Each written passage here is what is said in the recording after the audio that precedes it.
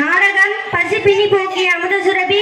கதை மாந்தர்களின் பெயர்கள்: மணிமேகலையாக எஸ் மோனிகா, ஆதிரையாகவும் சரஸ்வதியாகவும் எஸ் பூர்வஷா மேனன், தீவத்திலகையாக எஸ் கோபி பிரியா, ஆபுத்திரனாக ஏ சோலை, இந்திரனாக வி ஜெயக்குமார், உழவராக எஸ் அஜய், மாலுமியாக எஸ் கிஷோர், சிறை காவலராக எல் தினேஷ், மன்னராக இ சூர்யா.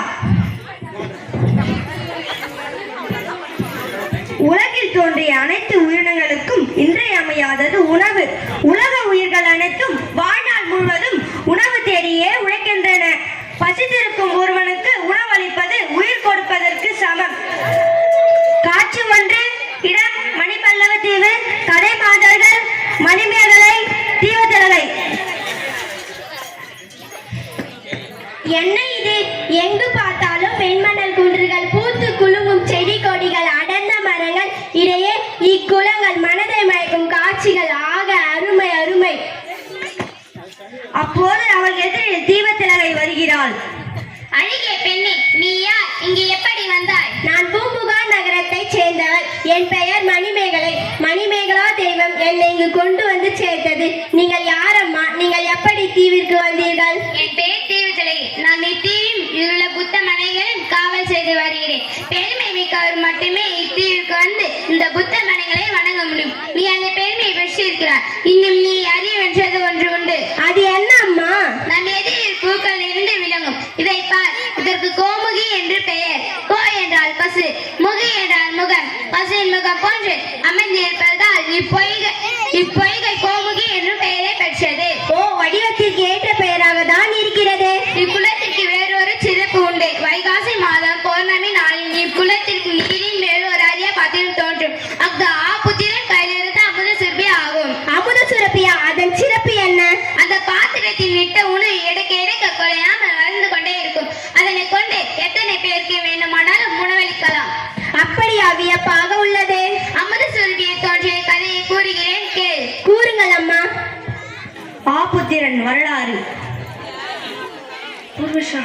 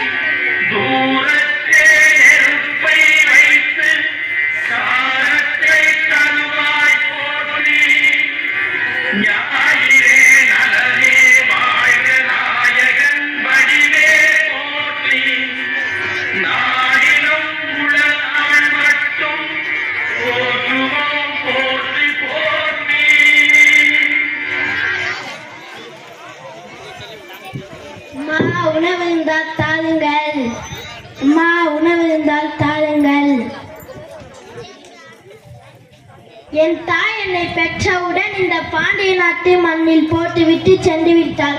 நான் பசியால் கதறி அழுதேன். அப்போது ஒரு பசு வந்து எனக்கு பால் கொடுத்தது.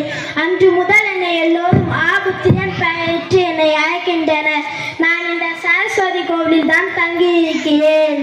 நான் வீடு தோறும் சென்று பிச்சை எடுத்து அந்த உணவை பாவையத்தோ வாய் பேச முடியாத, காது கேட்காத ஏழை எளிய மக்கள் போன்றவர்களுக்கு உணவளித்து விட்டு தான் நான் உண்பேன்.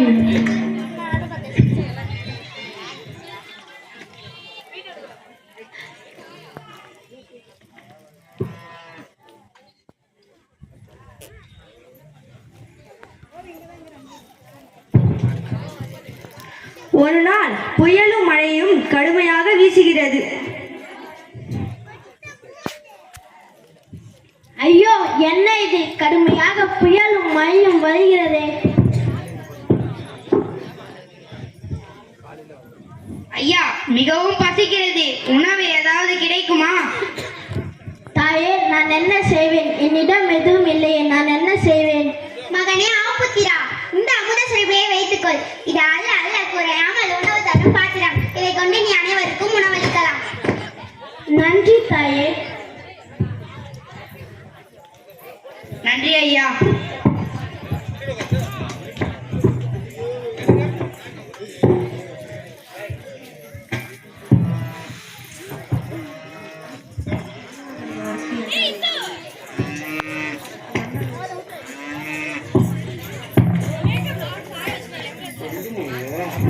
ஆபுத்திரனின் புகழ் பாண்டிய நாடெங்கும் பரவியது. அது மட்டுமில்ல, இந்திரலோகத்தில் உள்ள இந்திரனுக்கும் பரவியது.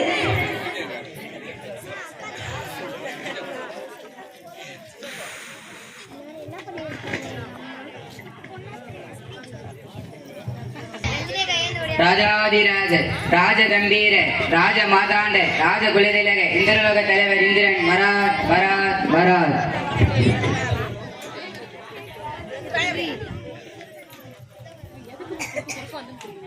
என்ன இது? என்னுடைய சிம்மாசனம் ஆடுகிறதே. என் பதவிக்கு வேறு யாரோ ஒருவன் இருக்கிறான் நினைக்கிறேன். விரைந்து சென்று அவனை தடுக்கிறேன்.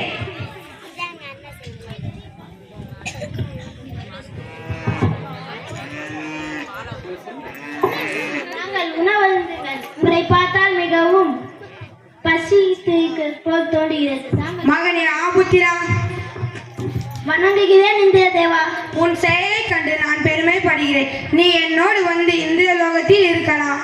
இந்திய லோகத்தில் பசி என்பதே கிடையாது. அங்கு எனக்கு என்ன வேலை? நீங்கள் எந்த நோக்கத்தில் என்னை அழைக்கிறீர்கள் என்று எனக்கு புரிகிறது. என்னால் வர இயலாது. வர முடியாதா? பசி இருந்தால் தானே உனக்கு இங்கு வேலை.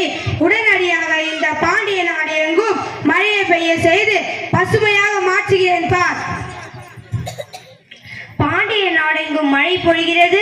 பயிர்களும் தானியங்களும் நன்றாக விளைகின்றது. பசி என்பதே இல்லாமல் போனது.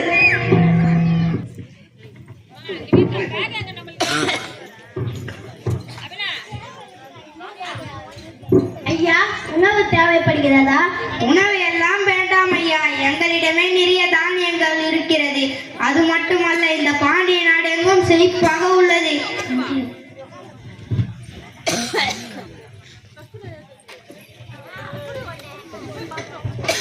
அதோ அந்த கடைக்கதையில் உள்ள திருமணத்தில் சென்று பார்க்கலாம். யாரும் பசியோடு இருந்தால் உணவளிக்கலாம். ஐயா, உணவு தேவைப்படுகிறதா? ஐயா, நான் ஒரு வணிகர். சாகுவத்தீவில் நிறைய மக்கள் பசியோடு இருக்கிறார்கள். நீங்கள் அங்கு சென்று உணவளிக்கலாம். அவர்கள் பசியை போக்கலாம். உடனடியாக செல்கிறேன். ஆனால் அங்கு நான் எப்படி செல்வது? நானும் இப்போது அந்த தீவிற்கு தான் செல்கிறேன். வாருங்கள், இந்த படகில் ஏறி செல்லலாம்.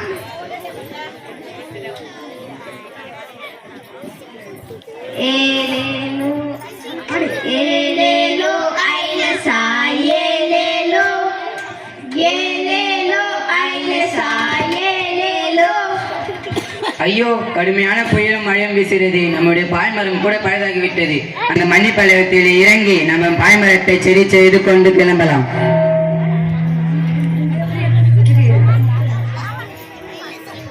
இந்த மணி பல்லவ தீவில் யாரேனும் பசியோடு இருந்தால் உணவளிக்கலாம்.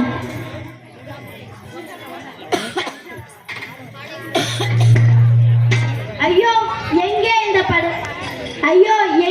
படகு? என்னை விட்டு சென்று விட்டார்களா? இங்கேயே இருந்து யாரேனும் வருகிறார்களா என்று பார்ப்போம். இத்தனை நாட்களாகியும் ஒருவர் கூட வரவில்லை. யாருக்கும் உணவளிக்காமல் இந்த அமுத சுவையை கொண்டு நான் மட்டும் உண்பேனா? வேண்டாம். இதோ இந்த கோமை குலத்தில் இந்த அமுத சுவையை போடுகிறேன். என்னை போன்ற எண்ணமுடையோர் கையில் இது கிடைக்கட்டும். ஆமாம், கிடைக்கட்டும். வைகாசி மாதம் பௌர்ணமி நாளன்று இது வெளியே தோன்றும். நான் உண்ணாமல் இருந்து இறந்து போகிறேன். ஆபுத்திரன் இறந்து போகிறான். அமுத சுரிப்பின் தோன்றிய கதை புரிகிறதா? நன்றாக புரிகிறதம்மா. குளத்தின் நீருக்கும் எல்லாம் பாத்திரம் தோன்றுகிறது. மணிமேகலை அதனை வணங்கி கையில் எடுக்கிறாள். மண்மேகலே, உயிர்கள் பசி போக்கும் அமுத சுரிப்பை நீ பெற்றுள்ள.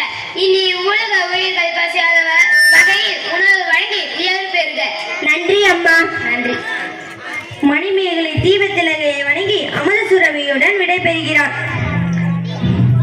மணிமேகலை பூம்புகாருக்கு திரும்புகிறார். அதோ ஆதிரியின் இல்லம், அங்கு செல்லலாம். யார் நீங்கள்? இவ்வூரில் வாழ்ந்த கோவலன் மாதவி ஆகியோரின் மகள் நான். உங்களின் சிறப்பை அறிந்து இப்பாத்திரத்தில் உணவு பெற வந்தேன். ஓ, நீங்கள் தான் மணிமேகலையா?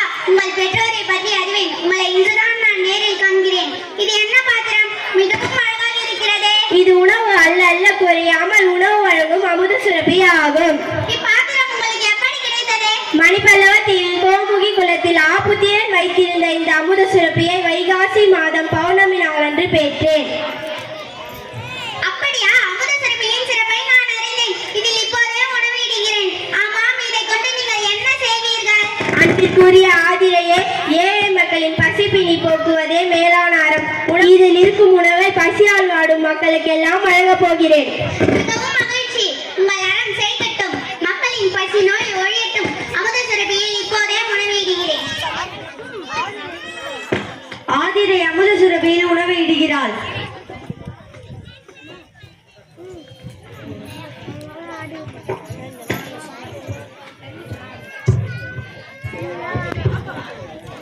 மணிமேகலை அமுத சுரபியை கொண்டு பசி இருக்கும் அனைவருக்கும் உணவு அளிக்கிறாள்.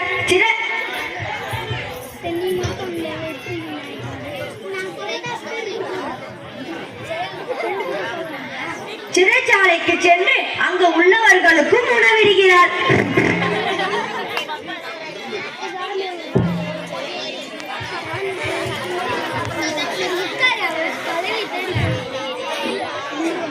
காட்சி 3.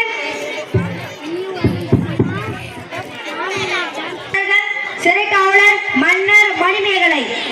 ராஜராஜன், ராஜகம்பீர, ராஜ மதாண்ட, ராஜ குலதிலக, பாண்டிய மன்னர் வரார் வரார் வரார்.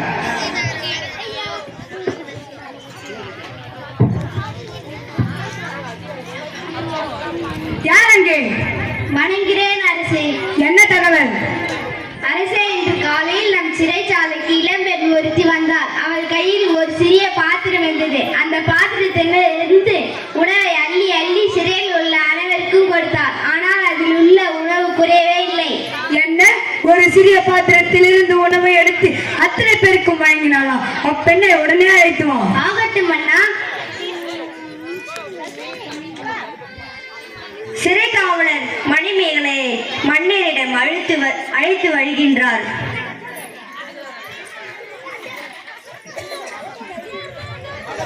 அருளுள்ளம் கொண்ட அரசே, வணக்கம். பெண்ணே, நீ யார்? உணவு அல்ல குறையாத இப்பாத்திரத்தின் பெயர் என்ன? இது உனக்கு எப்படி கிடைத்தது? மணிப்பல்லவ தீவில் கோமுகி குளத்தில் ஆபுத்திரன் வைத்திருந்த இந்த அமுத சுரபியை வைகாசி மாதம் பௌர்ணமி நாளன்று பெற்றேன். மாதவம் செய்தவளே, இந்த உலக மக்கள் பசிப்பிணித்திருக்கும் பாங்குழியாரத்தை செய்கிறார். நான் உனக்கு செய்ய வேண்டிய உதவி ஏதேனும் இருக்கிறதா? அன்பால் ஆட்சி செய்யும் அரசே, சிறைச்சாலையில் தண்டனை பெற்றுள்ளவர்கள் திருந்தி வாழ வழி காண வேண்டும். சிறை கோட்டம் அறக்கோட்டமாக மாற வேண்டும். அதற்கு என்னவெல்லாம் செய்ய வேண்டும்? வாழ்க்கைக்கு அறம் சொன்ன வள்ளுவர் வாழ்ந்த நாடு இது. புத்தர் பிறந்த அறம் போதித்த பூமி இது. எவை நன்மைகள் எவை தீமைகள் என்பவற்றை எல்லாம் தக்க அறிஞர்களை கொண்டு சிறையில் உள்ளவர்களுக்கு எடுத்து கூற வேண்டும். மேலும் அவர்களுக்கு பெற்றோரை மதித்தல், முதியோரை பாதுகாத்தல், உறவினர்களை அரவணைத்தல் போன்றவற்றை வலியுறுத்தும் அறநெறி கல்வி அளிக்க வேண்டும். இதுவே என் வேண்டுகோள் மன்னா. நல்லறா புரியும் நங்கையே, உன் வேண்டுகோள் அனைத்தையும் நடைமுறைப்படுத்த ஆணையிடு. நீ வாழ்க, உன் அறம் வளர்க. நன்றி மன்னா. நன்றி, வணக்கம்.